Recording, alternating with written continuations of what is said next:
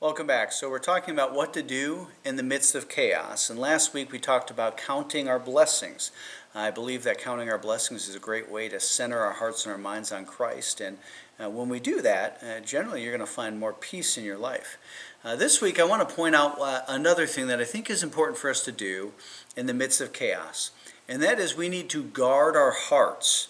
Now, when I say guard our hearts, what I'm talking about is you need to intentionally be protecting your mind and your spirit. Proverbs chapter 4 verse 23 says, above all else, guard your heart, for everything you do flows from it.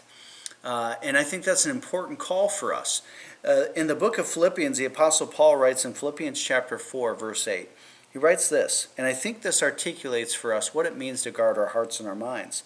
He says, finally, brothers and sisters, whatever is true, whatever is honorable, whatever is just, whatever is pure, whatever is lovely, whatever is commendable, if there is any moral excellence and if there is anything praiseworthy, dwell on these things. And often in the midst of chaos, what happens is chaos fuels more chaos. And so if we don't guard our hearts and minds in the midst of our chaos, we're just fueling this bonfire that's already out of control. I know somebody in my life that they seem to thrive on chaos. And sadly, because they thrived on chaos, well, when they had kids, their kids developed chaos in their lives. And that just fueled it even more. And it's become an uncontrolled fire. There's a lot of things that I think can fuel chaos in our lives today. For example, the news. Watching your news consumption is important. I remember a pastor once saying, are you struggling with depression? Are you feeling anxious? Do you worry a lot? Stop watching the news. Why did he say that? Well, because we know the news it makes money off of fear, right? It just does. And that's just a reality. And so we have got to be very careful about our news consumption because sometimes that is where chaos just gets fueled even more and more and you develop more worries. If you're one of those today, it may be hard to find something else to watch at night instead of that local channel news or whatever, but maybe that's something you need to start doing. Social media boundaries is another one. I've heard so much that we are the most connected generation in history, yet also the most disconnected. And often that becomes so true because social media has become the source of information, the source of relationships, and all of these things that actually, at the end, they kind of brood more chaos and more frustration. And so we have got to set up healthy boundaries for even our social media interactions. Now, there's a lot of stuff on your social media sites that you just don't need to see or hear about or want to hear about. And so you got to be thoughtful of that. Again, guard your heart. And we don't want to be fueling the fires of chaos with that.